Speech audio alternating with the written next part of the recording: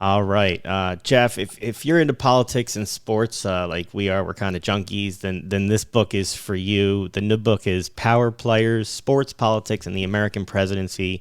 Let's welcome to the show author, former White House correspondent, political reporter, and editor Chris Cillizza. Chris, congratulations on the launch of the book. Oh man, it feels like a long time coming. I had the thank you for the congratulations. I had the idea like 3 years ago.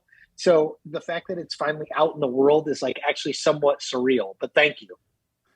Chris, most people who do know you know that you have a foot in both places, in politics, in sports, in your personal life, and in your professional life. Mhm. What made you decide that this was the kind of book that you wanted to write?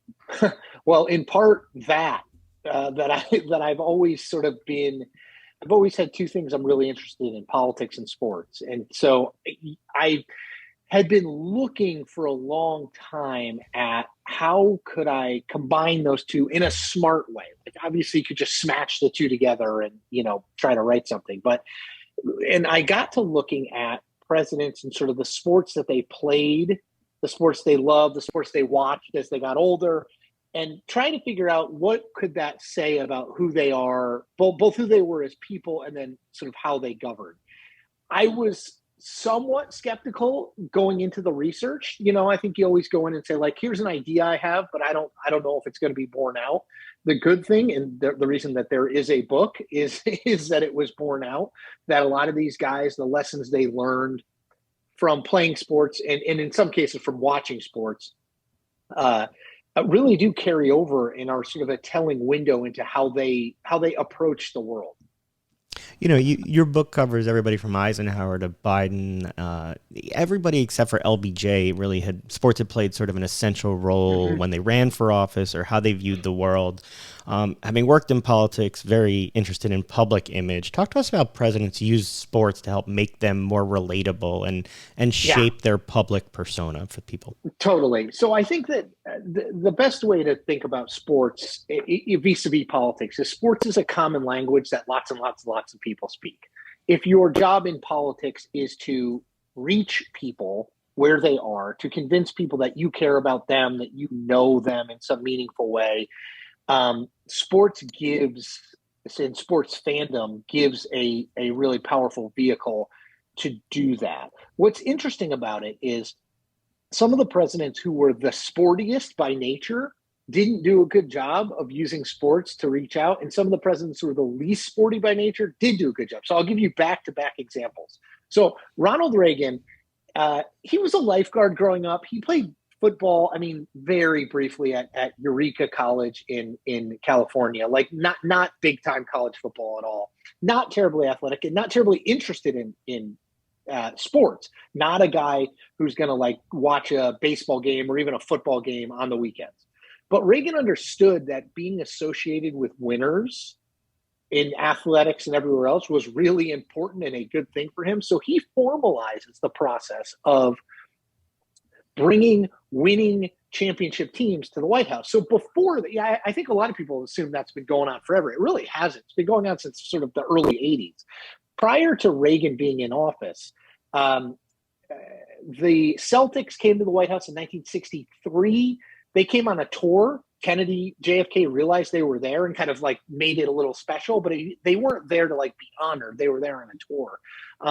In 1916, the Washington Senators came to the White House. Calvin Coolidge invited them, which is weird because he's not even like a baseball fan. But regardless, but it hadn't been formalized in any meaningful way until Reagan got there, which is weird because Reagan is not a sports fan, but Reagan loved the pomp and the sort of pageantry of having the team there. They give him the kind of Reagan #1 jersey, with the one on the back or the at 38, whatever president he was on the back. And he loved all that stuff, and he understood at some sort of fundamental level that even for people who didn't really love Ronald Reagan, him being pictured with the Lakers, with Magic and Kareem, Kurt Rambis, that was a good thing for his overall persona. Now, the contrast of that is his vice president. So George Herbert Walker Bush is probably the sportiest president ever elected. The guy is good at lots of things. He played baseball. He was a first baseman at Yale, light hitting, good fielding, captain of the team. horseshoes, jumping out of a plane, parachutes. Like he did anything you could do, tennis, anything you could do that was sporty, he did. The problem, and it's not really a problem in life, but it was a problem for him in politics, is like from a very young age, his mother teaches him sportsmanship, that it's about the we versus the me, that you have to talk about the team versus you. So he'll come running in from a baseball game when he's a kid and say, "Oh, Mom, I got 2 hits and I had 3 RBIs." And she would always give him the like, "Well, how did the team do, George?" So he was very focused on that. And I actually think it worked to his detriment in the White House because he was not good at touting his own accomplishments. He was always kind of talking about how the group had done something, how his cabinet had helped. And as a result, I think people didn't realize what he had actually done. I think it's one of the reasons that Bush is one of the, after he left office, the impression of him has improved significantly. Because I think people were like, oh, he actually did do a bunch of things. He was just really bad at talking about it. And I think at least some of that had to do with the way he was raised and in sports. You know, you mentioned Reagan bringing teams to the White House. Is that something that that Reagan figured out, or is that something political consultants figured out? And can you tell us a story you had in your book about the Giants and popcorn? Yes. So I don't, to answer your first question candidly, I don't know whether it was consultants or Reagan. I would lean toward Reagan only because I think Reagan understood from his time with in acting, in his time, working. He was a Cubs radio announcer, but before he went to Hollywood, like I think he understood perception and creating a scene for people and who you associate yourself with and why it matters. But I don't know the answer to that. Yes. So when the Giants win the Super Bowl, this was famously Harry Carson. They pour the Gatorade on Bill Parcells. It's a big deal. So when Reagan comes, when the Giants come to the White House to visit Reagan, they dump popcorn on Reagan because popcorn is his favorite thing. And again, like Reagan got that you got to go along with that and have fun with it. I'm not sure if I'm trying to think who it would be, but let's say Joey Bosa dumped popcorn on Donald Trump. Like I don't know how well that would go. But like Reagan understood intuitively, and that's why I would guess at least part of wanting winners to come to the White House was him. He understood intuitively that this having fun with these folks, being seen as kind of like their equals, they kind of respect him, he respects them, all accrued to the good for Ronald Reagan. And at the end of the day, Ronald Reagan was very focused on what's good for, just like lots of politicians, what's good for Ronald Reagan and what makes him look good to the American public. And that was one of them. So having fun with Harry Carson was part of the deal. You look at different consequential moments for our country throughout the book through the lens of sports, whether it's George Bush throwing out the first pitch at Yankee Stadium, Jimmy Carter boycotting the 1980 Olympics, the U.S. hockey team beating the Soviets. Talk to us about the intersection of sports and international politics that we see weave through the book. Yeah. So I think the one, first of all, I think sort of the seminal moment, the beating heart of the book, the thing that most people identify with is Bush throwing the first pitch at Game 3 of the World Series in New York. I think for a lot of people that was an example that sports isn't just sports and politics isn't just politics, right? That it can be both.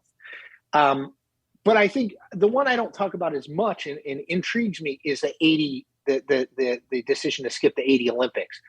I think for Carter, it was an underestimation or a misunderstanding of the power that the U.S. competing on the international stage, particularly against Russia, competing on the international stage could have. Well, Carter didn't have a super sporty background.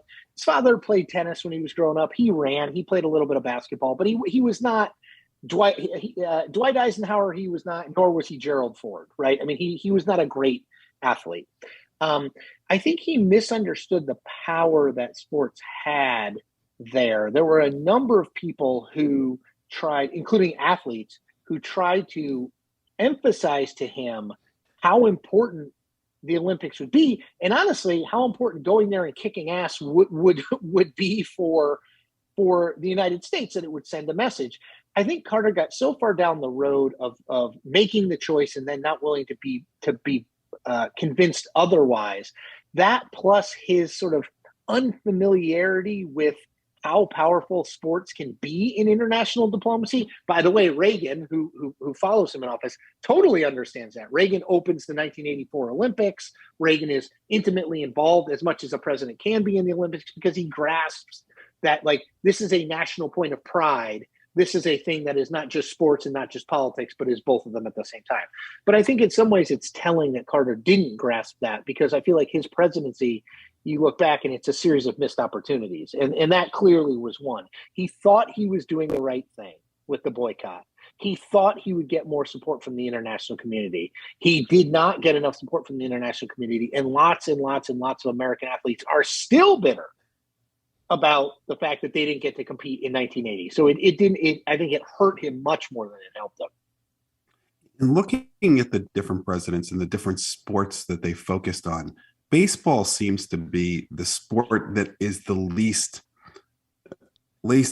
of an issue when you look left or right. Is there one sport or that seems to be more polarizing than others? And is baseball the sport that's the least polarizing?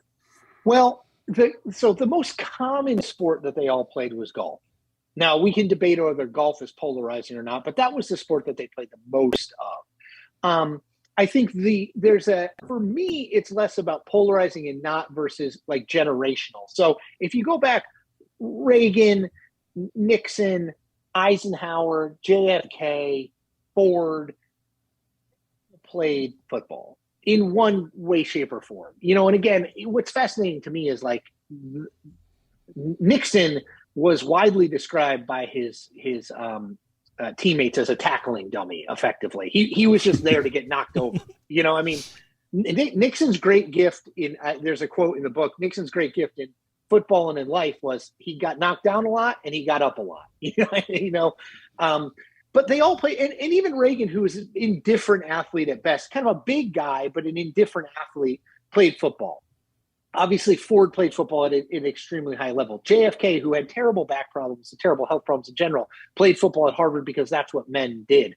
Now, part of that is, I think, for the same reason that it used to be that you would have served in the military if you were going to be in Congress. So it used to be that people saw football as training ground for war. Eisenhower came out and said that. FDR came out and said that like young men in America should play football because it's a way that you can be tough and you can be prepared for war, with the expectation that we were going to be in these wars pretty much endlessly, and that would be required.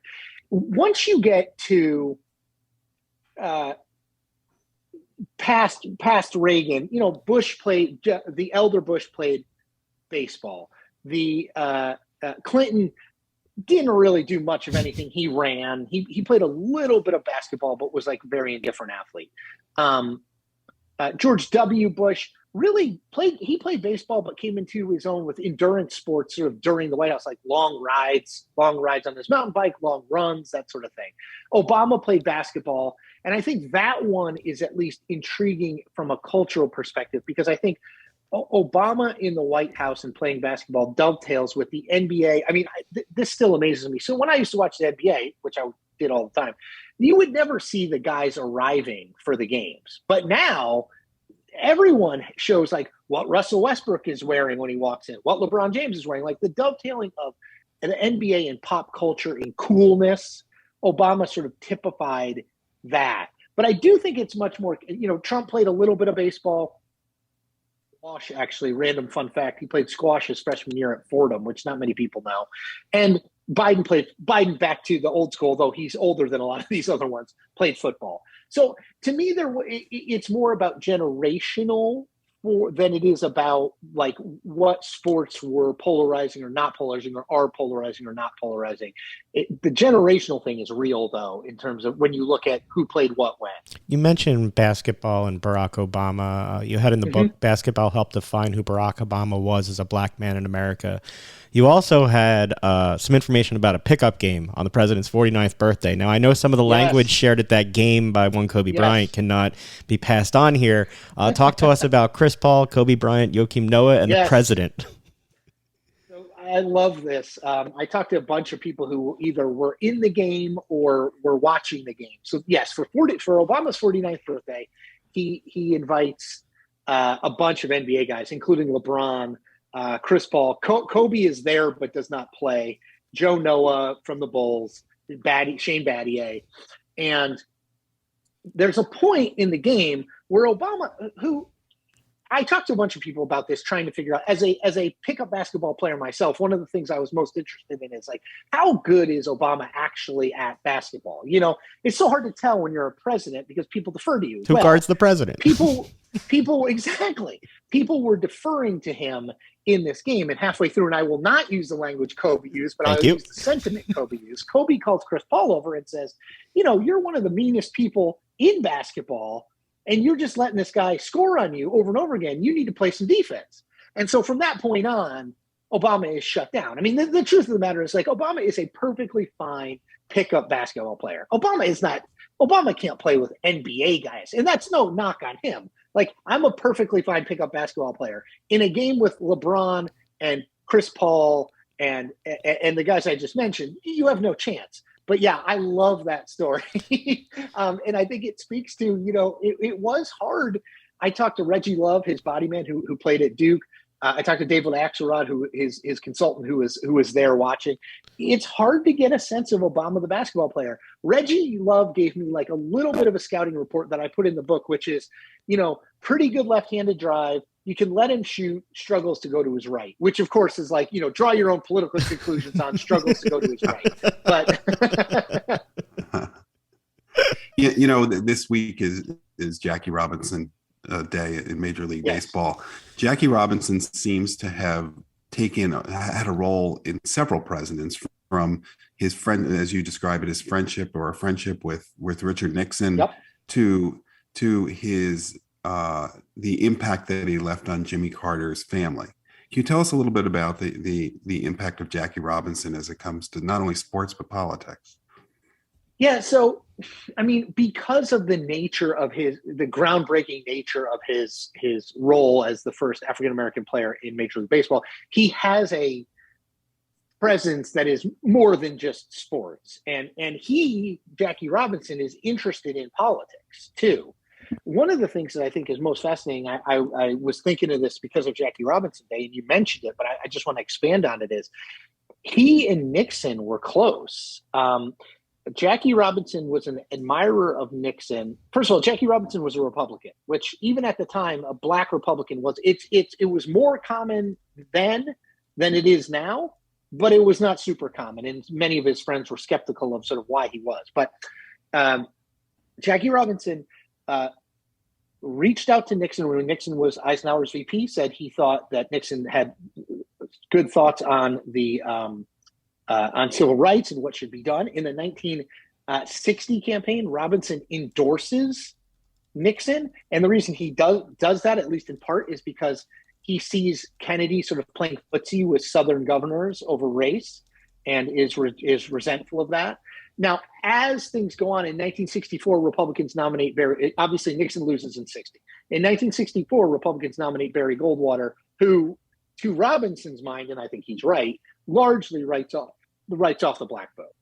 Robinson urges Nixon, writes to Nixon, talks to Nixon about getting involved and saying, you know, the Republican Party wants black voters. Nixon rebuffs him. He basically doesn't respond. In 1968, again, Nixon is running the Southern strategy. Robinson decries that as racist. But even after that, and I'm trying to remember, Robinson dies in 71.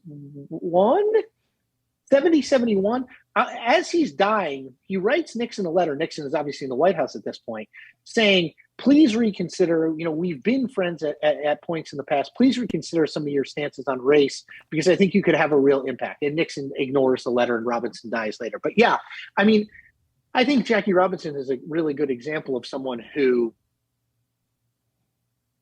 transcended sports and politics, and certainly transcended sports. And I think we've seen as I famously grew up when Michael Jordan was sort of the be all end all in basketball. And Michael Jordan's famous quote, which he says he didn't say, but is when they said, "Why don't you take a position on political issues?" He said, "Republicans buy sneakers too," right?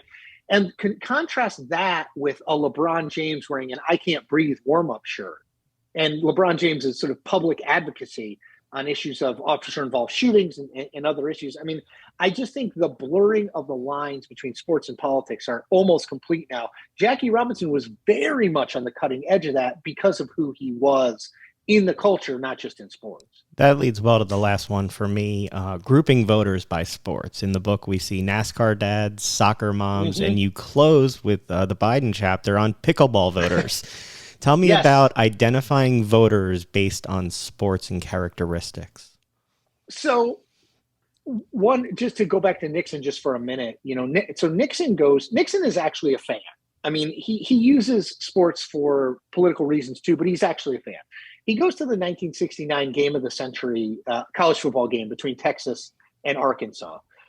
He does that at least in part. There's a memo written by one of his aides. He does that at least in part because he believes that those are Nixon voters, silent majority voters, college football fans. Now, whether he's right or not, I don't know the answer to it, but I do think that that's how he saw it.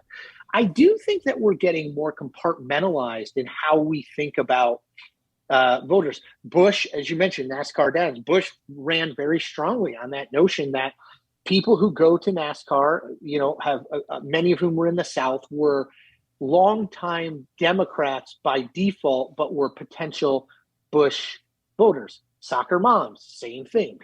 Moms who take their kids to soccer, that they're socially liberal, fiscally conservative. Now, some of these labels, like any label, it's overly broad. It doesn't fit everyone. I'm sure there are soccer moms who are socially conservative and economically liberal, and the vice versa is true, and some who aren't involved in politics at all. But I did want to get into the pickleball thing just because I think it is sweeping the country sports-wise, and I wrote about why Biden should play. Whether or not he will or not is another debate, but because it's right in the wheelhouse of the voter he needs. These are affluent, older voters, by and large, who have aggregated and played this game. And him just going out there, put a pickleball court at the White House and just have him go out and play a few, knock it around a few times, I think would be great for him. Oh, wait. So if you play pickleball, that means you're affluent and older? Why, Jeff? Did you play pickleball? You're certainly older. It tends to be older. Man, it's not always affluent, but like I talked to a couple of political people who said, and I said, like, if you had to say what a pickleball voter would look like, they said affluent and older. Chris, I think Jeff just checked off another box on the voter file there for people. I know, Jason. I'm just waiting for how Jason's going to turn this into me. Oh, I'm going to have fun. Don't worry. I'll let you finish, and then we'll let him go first, Jeff. You get the last one. Then I'll make sure to have fun with you. Well, Chris, you've spent 3 years putting this book together. Apparently, this isn't the end. This book is going to spawn a documentary. How exciting is that for you that this may be a possibility for you? Yeah, I'm really excited. First of all, possibly spawn a documentary. I feel like I don't ever want to say too much because it's like I don't have control over it. But I think it behooves itself to one. When we initially pitched the book, after I wrote a proposal, we pitched it to, among other people, the people who did The Last Dance, because I said, I just think that this episodically could fit. We talked to them for a long time, wound up not working out, which is fine.